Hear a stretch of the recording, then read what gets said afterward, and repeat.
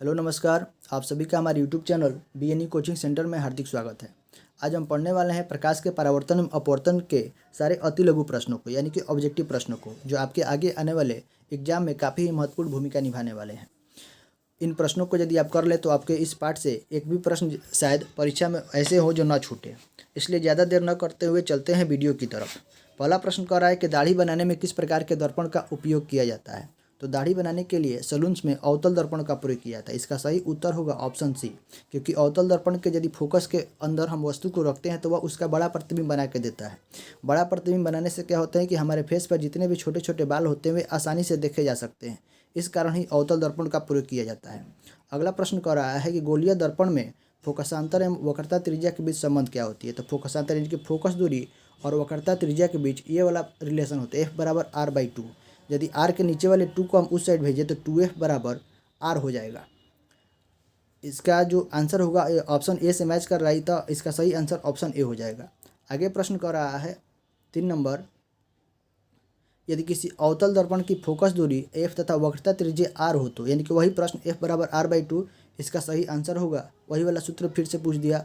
4 number प्रश्न कह रहा है अवतल दर्पण से परावर्तन के बाद किरण किस बिंदु से होकर गुजरेगी। तो अवतल दर्पण से परावर्तन के बाद अवतल दर्पण ये उत्तल हो गया।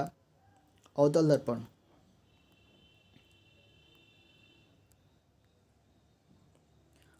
दर्पण इस प्रकार अवतल दर्पण यदि मुख्य अक्ष हम बना दें, यहाँ पर फोकस होता है। यदि कोई किरण आ रही है तो परावर्तन के पश्चात वह फोकस से होकर गुजरेगी। इसका सही उत्तर होगा ऑप्शन बी। आगे बढ़ रहे हैं दोस्तों। 5 नंबर प्रश्न कह रहा है कि किसी दर्पण से वस्तु को कहीं भी रखने से वस्तु के बराबर आकार का सीधा प्रतिबिंब बनता है, तो दर्पण कौन सा है। कह रहे हैं कि हम किसी वस्तु को किसी भी दर्पण के सामने रखते हैं तो वह बराबर सीधा प्रतिबिंब बना रहा है। तो इसका सही उत्तर हो जाएगा समतल भी हो सकता है, उत्तल भी हो सकता है। यदि बराबर साइज का कहे तो केवल समतल होगा, लेकिन केवल सीधा कर रहा है तो दोनों हो जाएगा, उत्तल भी समतल भी। आगे 6 नंबर प्रश्न कर रहा है कि प्रकाश के अपवर्तन के कितने नियम है। तो प्रकाश के अपवर्तन के 2 नियम है। आगे प्रश्न कर रहा है 7 नंबर, प्रकाश का वर्ण विक्षेपण किस उपकरण से संभव होता है। तो प्रकाश का जो वर्ण विक्षेपण होता है, यानी कि प्रकाश के अवयवी रंगों में, यानी कि उसके जो 7 रंगों से प्रकाश मिलकर बना होता है, उसको 7 रंगों में बांटने के लिए किस उपकरण का हम प्रयोग कर सकते हैं। तो इसका सही उत्तर होगा ऑप्शन सी, यानी कि प्रिज्म। 8 नंबर प्रश्न कर रहा है किसी गोलीय दर्पण की वक्रता त्रिज्या 50 सेंटीमीटर है तो इसकी फोकस दूरी क्या होगी। तो फोकस दूरी निकालने के लिए एक सूत्र आपको पता होगा, F = R/2। इसने वक्रता त्रिज्या दे दिया, यानी कि R का मान दे दिया। R का मान दिया है 50, बटा में यदि आप टू कीजिएगा तो 25 बार में कट जाएगा, यानी कि फोकस दूरी जो हो जाएगी 25 हो जाएगी। ऑप्शन सी सही है। आगे बढ़ रहे हैं 9 नंबर प्रश्न, 1 मीटर फोकस दूरी वाले उत्तल लेंस की क्षमता क्या होगी।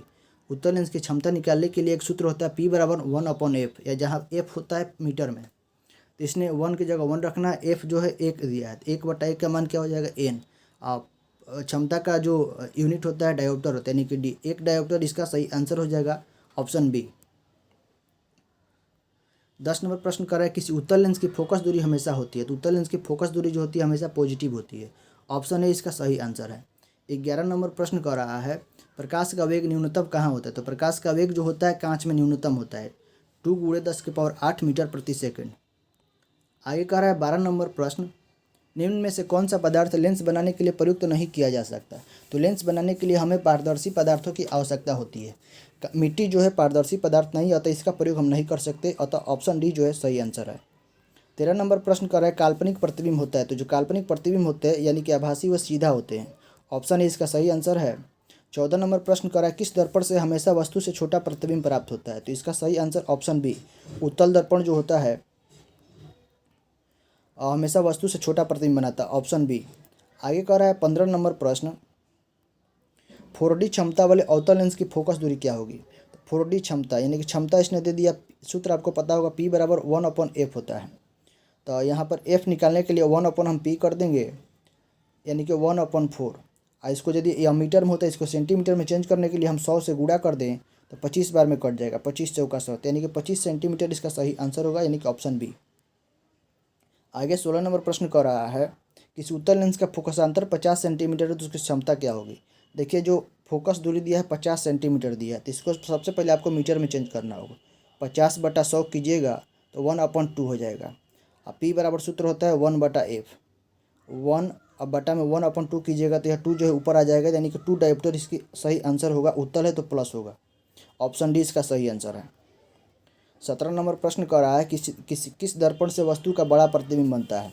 तो बड़ा प्रतिबिंब बनाने के लिए दर्पण की बात करें तो अवतल अवतल में यदि आप फोकस के अंदर किसी वस्तु को रखते हैं तो वह काल्पनिक प्रतिबिंब और बड़ा बनाता है, तो इसका सही उत्तर होगा अवतल।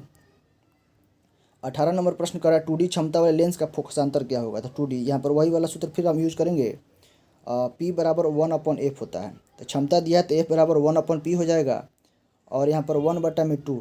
आंसर जो है आपको या तो मीटर में आएगा, लेकिन इसको यदि सेंटीमीटर में चेंज कीजिएगा तो 100 से आप गुणा कर दो तो 50 बार में कट जाएगा। ऑप्शन डी इसका सही आंसर होगा। प्रकाश के परावर्तन के कितने नियम है। तो प्रकाश के परावर्तन के जो 2 नियम है, ऑप्शन बी इसका सही उत्तर हो जाएगा। 20 नंबर प्रश्न कर रहा है समतल दर्पण द्वारा बना प्रतिबिंब होता है। तो जो समतल दर्पण होते हैं उसके द्वारा बना प्रतिबिंब काल्पनिक होता है। ऑप्शन बी इसका सही आंसर है। 21 नंबर प्रश्न कर रहा है जब प्रकाश की किरण हवा से कांच में प्रवेश करती है तो मुड़ जाती है। हवा से कांच यानी कि विरल माध्यम से जब सघन माध्यम में जाएगी तो वह अविलंब की ओर मुड़ जाती है। मान लो यहाँ पर हम 90 डिग्री या कोई कोण सीधी रेखा खींच देते हैं। मान लो यह कोई हमने तल बना दिया बांटने वाला, ऊपर हवा है, हवा और नीचे कोई सघन माध्यम, मान लो पानी ले लो, पानी है। जब कोई प्रकाश किरण हवा से कांच दिया है नीचे, कांच ले लो, कांच में यानी कि विरल से जब सघन में जाएगी तो अभिलंब की ओर मुड़ जाती है। यहाँ पर हम कोई सीधी रेखा खींच दे 90 डिग्री का कोण बनाकर, यहाँ से कोई रेखा खींच रही है, प्रकाश की किरण जा रही है तो अभिलंब यानी कि इसको ऐसे जाना चाहिए लेकिन ये जाएगी ऐसे, घूम जाएगी अभिलंब की तरफ। तो कह रहा है कि अभिलंब के निकट, ऑप्शन बी जो है इसका मैच करे, अतः उत्तर ऑप्शन बी होगा। 22 नंबर प्रश्न करना है किसी दर्पण से चाहे आप कितनी ही दूरी पर खड़े हो आपका प्रतिबिंब सदैव सीधा प्रतीत होता है। तो संभवतः दर्पण सीधा की बात कर रहा है दोस्तों। तो सीधा जो है समतल भी बनाएगा, उत्तल भी बनाएगा। उत्तल दर्पण और समतल दर्पण दोनों जो है सीधा प्रतिबिंब बनाते हैं, लेकिन यदि साइज़ की बात की जाए तो उत्तल जो होता है छोटा बनाता है और समतल जो है उसी साइज का बनाएगा। तो ऑप्शन बी जो है इसका सही आंसर है। फोटोग्राफी कैमरा का अभिदृश्य कौन सा होता है। अभिदृश्य के रूप में उत्तल लेंस का प्रयोग किया है। तो ऑप्शन ए इसका सही आंसर है। 24 नंबर प्रश्न कर रहा है कि साइड मिरर के रूप में प्रयुक्त होते हैं, यानी कि जो वाहनों में होते हैं ड्राइवर के बगल वाले जो दर्पण होते हैं उसमें किस दर्पण का प्रयोग होता है। तो वहाँ पर उत्तल दर्पण का प्रयोग किया जाता है ताकि पीछे के जितने भी दृश्य हैं सभी को छोटा छोटा करके वह आसानी से दिखा दे। तो ऑप्शन बी इसका सही आंसर। 25 नंबर प्रश्न कर रहा है एक अवतल दर्पण की फोकस दूरी 10 सेंटीमीटर है तो उसकी वक्रता त्रिज्या क्या होगी। तो वही वाला सूत्र F बराबर R/2। फोकस का मान इसने 10 दे दिया है, त्रिज्या पूछा है तो 10 या बटा वाला 2 इधर आएगा तो मल्टीप्लाई हो जाएगा, 10 × 2 20 हो जाएगा। ऑप्शन बी इसका सही आंसर है। 26 नंबर प्रश्न कर रहा है किसी माध्यम के अपवर्तनांक 1 का मान क्या होता है। तो अपवर्तनांक जो होता है sin i upon sin r का अनुपात होता है, यानी कि ऑप्शन बी sin i। इसी को स्नेल का नियम आप लोग पढ़े होंगे, sin i बटा sin r। ऑप्शन बी इसका सही आंसर है। निर्गत किरण एवं अभिलंब के बीच के कोण को क्या कहते हैं। निर्गत किरण और अभिलंब, देखो यदि कोई किरण आ रही हो तो इसको आपतित किरण कहते हैं और अपवर्तन के पश्चात जो किरण लौटती है दूसरी तरफ उसको निर्गत किरण कहते हैं। निर्गत किरण और अभिलंब के बीच का जो बीच वाला कोण है इसको निर्गत कोण, ठीक है, ऑप्शन सी। अवतल लेंस का आवर्धन बराबर होता है। अवतल लेंस यानी कि प्रतिबिंब की ऊंचाई और वस्तु की ऊंचाई के अनुपात को आवर्धन कहा जाता है। तो प्रतिबिंब यानी कि V/U, ऑप्शन डी इसका सही आंसर हो जाएगा। Option D. आगे प्रश्न कर रहा है 29 नंबर सरल सूक्ष्मदर्शी में किसका उपयोग होता है। तो सूक्ष्मदर्शी में लेंस का प्रयोग किया जाता है, उत्तल लेंस। ऑप्शन जो है डी इसका सही आंसर हो जाएगा। किस लेंस के द्वारा सिर्फ काल्पनिक प्रतिबिंब प्राप्त होता है। लेंस की बात कर रहा है तो लेंस जो है अवतल लेंस के द्वारा काल्पनिक प्रतिबिंब प्राप्त किए जाते हैं। इसका सही उत्तर हो जाएगा ऑप्शन बी। लेंस की बात करें तो अवतल लेंस, और यदि दर्पण की बात की जाए तो उत्तल दर्पण, दोनों अपोजिट होते हैं।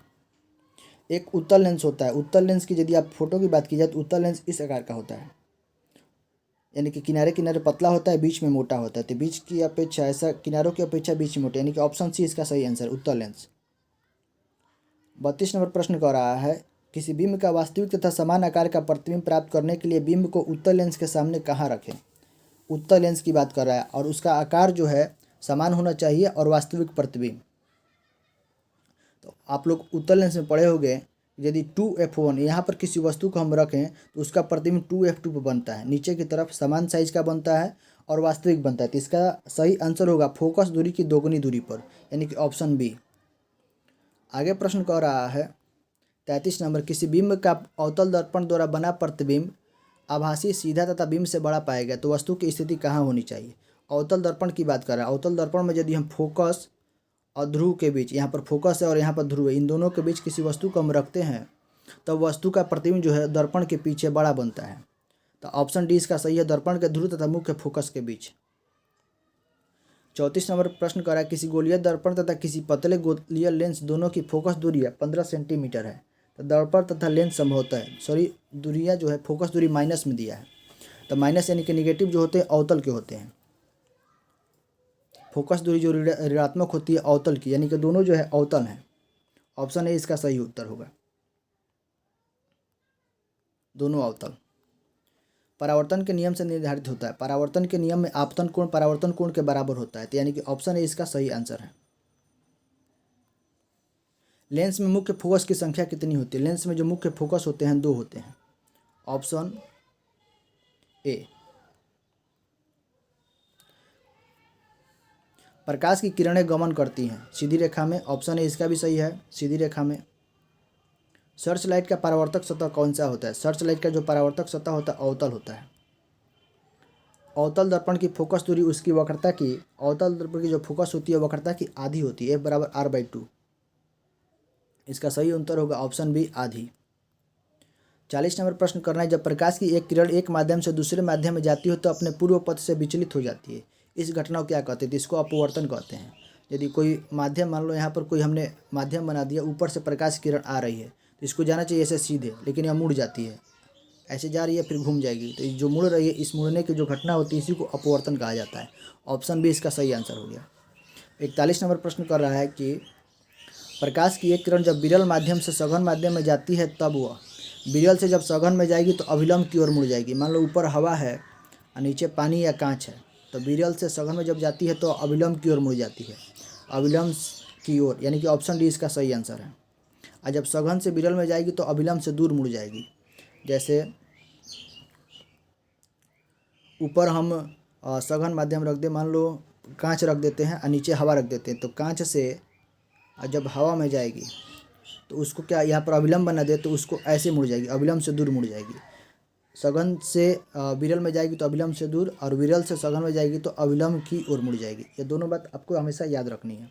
42 नंबर प्रश्न कह रहा है, जब प्रकाश की एक किरण 2 माध्यमों को अलग करने वाली सतह पर लंबवत पड़ती है। जब कोई माध्यम है ऐसे कोई जो प्रकाश किरण एकदम सीधे लंबवत पड़ रही है तो इसमें किसी भी प्रकार के विचलन नहीं होगा, वह सीधे निकल जाती है बिना मुड़े, यानी कि ऑप्शन बी, बिना मुड़े सीधी निकलती है। 43 नंबर प्रश्न कर रहा है कि पानी से भरी बाल्टी की गहराई कम मालूम पड़ने का कारण क्या है। पानी से भरी जो बाल्टी होती है उसकी गहराई कम मालूम होने का कारण प्रकाश का अपवर्तन है।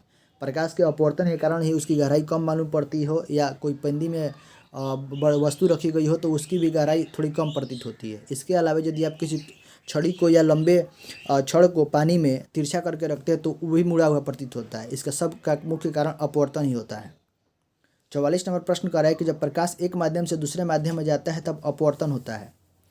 ऑप्शन ए कह रहा है कि प्रकाश की चाल में परिवर्तन होने के कारण, प्रकाश की चाल में परिवर्तन नहीं होने के कारण, प्रकाश के रंग में परिवर्तन होने के कारण, इनमें से कोई नहीं। तो इसका सही आंसर होगा दोस्तों प्रकाश की चाल में परिवर्तन के कारण, यानी कि जब माध्यम बदल रहा है, ऊपर मान लो हवा है और नीचे पानी है, तो जैसे ही माध्यम बदल गया, ऊपर हवा था नीचे पानी था, जैसे ही माध्यम बदल गया तो उसकी चाल भी बदल जाती है, और चाल में बदलने के कारण ही उसका जो दिशा होती है विचलित हो जाती है, और इस घटना को ही अपवर्तन कहा जाता है। इसका सही आंसर होगा ऑप्शन ए, प्रकाश की चाल में परिवर्तन होने के कारण।